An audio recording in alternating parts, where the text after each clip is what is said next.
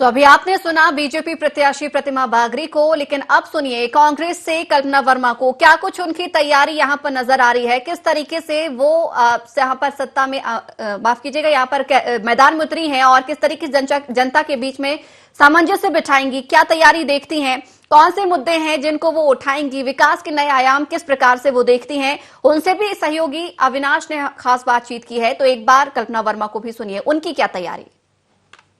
हमारे साथ कल्पना जी मौजूद है, उनसे जानेंगे किस चीज़ के लिए आप जो लगातार महंगाई है इस मुद्दे को भी आप उठा रही हैं, कैसा आपका रुझान जनता के बीच मिल रहा है।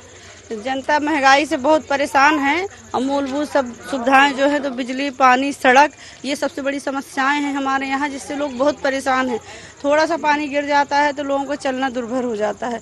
बहुत सारे गांव ऐसे हैं जहां थोड़ा सा भी पानी गिरता है तो यदि कोई प्रेग्नेंट औरत है और यदि डिलीवरी होने वाली है तो उसका बच्चा रास्ते में हो जाता है। इस तरीके से कंडीशन गाँव में है। और जो 35 साल का विकास है वो आप लोगों ने तो अपनी आंखों से देखा होगा, सब जगह घूम रहे हैं, देखिए। और यहाँ पर पूरे मध्य प्रदेश में यदि कही जाए तो रेगांव विधानसभा ही एक ऐसी विधानसभा है जो हर एक मूलभूत सुविधाओं से पिछड़ी हुई है। आपको दोबारा टिकट दी गई है, बीजेपी ने कांग्रेस ने भरोसा जताया, कैसे देखते हैं। ये जनता की मांग पर मुझे टिकट दिया गया है और जनता का ही ये सुझाव था कि हर बार कांग्रेस पार्टी टिकट चेंज कर देती है, तो इस बार टिकट को रिपीट करना चाहिए और जनता की आवाज़ के कारण ही मुझे टिकट दिया गया है। जो पार्टी ने मुझ पर भरोसा जताया है तो जनता की मांग पर, चूँकि हमारे यहाँ सर्वे के आधार पर ही टिकट दिया गया है। 2018 में आपको हार मिली थी, क्या वजह।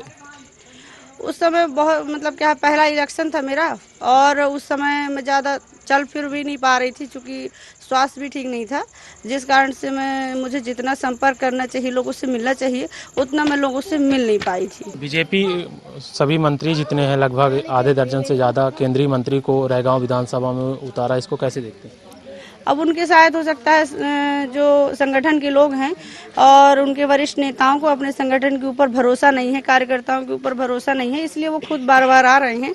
लेकिन हमारे यहाँ ऐसा नहीं है, हमारे वरिष्ठ नेताओं को अपने संगठन के लोगों पर पूरा भरोसा है और हम लोग पूरा बूथ, मंडल, सेक्टर और जो हमारे ब्लॉक अध्यक्ष हैं, पूरे कांग्रेस पार्टी के संगठन के पदाधिकारियों के माध्यम से हम लोग चुनाव लड़ रहे हैं और उन लोगों के बीच उन लोगों के माध्यम से जनता के बीच भी जा रहे हैं और भविष्य में अच्छा ही रहेगा। बीजेपी ये भी कहती है कि जितनी हम योजना लाए थे उसको कमलनाथ की सरकार 15 महीने में बंद कर दी थी। ऐसा कुछ भी नहीं है। उन्होंने ऐसी जो भी योजना लाई थी वो सारी योजनाएं कांग्रेस के टाइम की ही योजनाएं थी। आप ऐसी कौन सी योजना है जो नए सिरे से नई योजना बनाई गई हो और सफल हुई हो। तो मैं सीएम साहब से या उनके लोगों से ही पूछना चाहती हूँ कि ऐसी कौन सी योजना है जो बीजेपी के कार्यकाल में आई और वो सफल हुई, 100% सफल हुई। तो ऐसी तो कोई भी योजना मुझे नहीं समझ में आ रही कि ऐसी कोई योजना सफल हुई है। तो दोनों ही पार्टी प्रत्याशियों की बातें आपने सुनी, किस तरीके से यहां पर विकास की बात दोनों ही पार्टी के प्रत्याशी कर रहे हैं। दोनों के अपने अपने बिंदु हैं, अपने अपने विकास के दावे कर रहे हैं कि कोई किसी क्षेत्र में विकास चाहता है, कोई किसी क्षेत्र में विकास चाहता है, लेकिन इस क्षेत्र की जनता क्या चाहती है उसे भी सुनिए। विचार अभी यही है कि अपना कमल के है। हाँ। क्यों देना कमल को। अब देखिए क्या होता है, वो जाते जाते फिर समय बताएगा कि किस में क्या किए देते हैं। तो महंगाई भी है। हाँ, महंगाई भी है।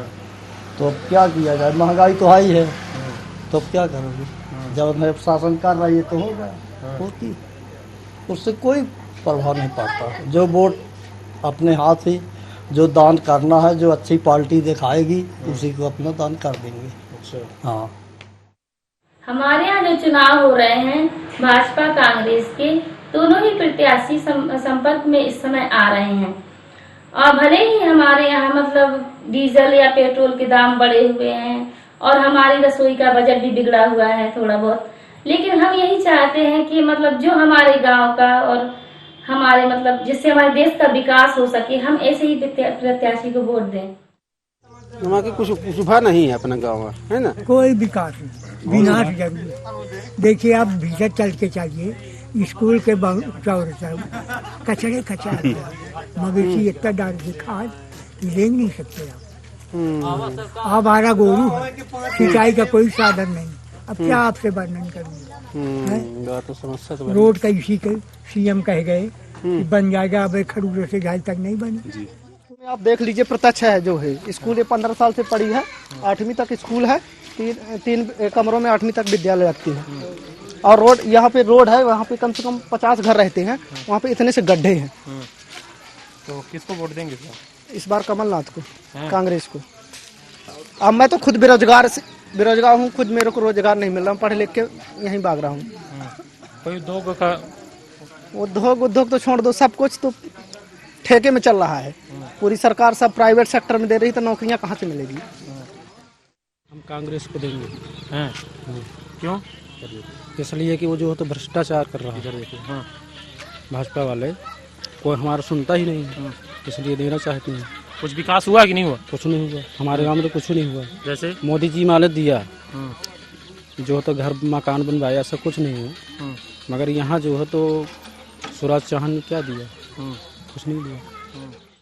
वोट दिया काका जहाँ लड़का था कांग्रेस का, कुछ विकास हुआ। हमारे बरोबरी की बेटियां जाती हैं सत्यनारायण नगाव पढ़े का, फिर विकास नहीं करवा सका तुम और हैं, बताई ना।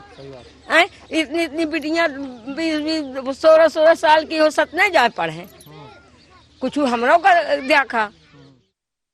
पेचमा बागरी क्यों बीजेपी को जिताना चाहती है, कांग्रेस को नहीं? नहीं, उसी को हम हैं। बीजेपी को ही देंगे? नहीं, कमल को देंगे। कमल को? हाँ। काहे देंगे? ऐसे देंगे। हाँ, शुरू से हम कमले वाले हैं। हाँ। हमारे यहाँ इतना घपला हुआ है, यदि हम आपको बता दें तो आप सोच के रह जाएंगे। हमारे पिताजी स्वर्गीय हो चुके हैं 18 में, ताकि उनके नाम का शौचालय बन चुका है और पैसा निकल चुका है, ताकि हमारे घर में कोई शौचालय अभी आज तक नहीं बनी हुई है। जी हाँ। और तब कि आप हमारे घर पे चलिए, अब देखने यदि हम लोग बनाने योग्य होते तो न बना लेते। किस पार्टी को इस बार वोट देंगे? हम कांग्रेस पार्टी को वोट देंगे। ये बिल्कुल वादा है, चाहे कोई भी सरकार रहे, उससे भी कोई लेन देन नहीं। हम सीधे कांग्रेस पार्टी को वोट देंगे। युवा के लिए देखिए, आज व्यवसाय तो है, मिल ही नहीं रहा। और दूसरी बात, हमारे यहाँ जो है तो विकास ही मध्य है मात्र। एक विकल्प ना, यहाँ एक भी सामुदायिक भवन है कि कोई अतिथि आ जाए, कोई बाहरी आ जाए, कोई कार्यक्रम हो, उसके लिए कोई स्थान हो, ऐसा कुछ भी नहीं। तो हमारे सहयोगी ने जनता की नब्ज टटोलने की कोशिश की है। जनता साफ तौर पर यहां पर विकास की मांग कर रही है, लेकिन विकास के दावे दोनों ही पार्टी कर रही है, चाहे हम बीजेपी की बात करें या फिर कांग्रेस की बात करें। बातें किए जा रहे हैं, दावे किए जा रहे हैं, लेकिन दावों पर खरा कौन उतरेगा, ये तो हालांकि आने वाले समय में देखने को मिलेगा। इस खबर पर, इस कार्यक्रम पर चर्चा करने के लिए हमारे साथ हमारे सहयोगी अविनाश भी फोन लाइन पर जुड़ गए हैं। उनसे भी थोड़ा और विस्तार से समझ लेते हैं। अविनाश, आप जनता के बीच पहुंचे और उनकी नब्ज टटोलने की कोशिश भी की। दोनों ही पार्टी के प्रत्याशियों की बात करें, चाहे बीजेपी हो, कांग्रेस ही, दोनों ही विकास के दावे कर रहे हैं, वादे कर रहे हैं, लेकिन जनता भी विकास की मांग कर रही है। ऐसे में क्या लगता है, किस ओर ज्यादा झुकाव यहां पर नजर आता है?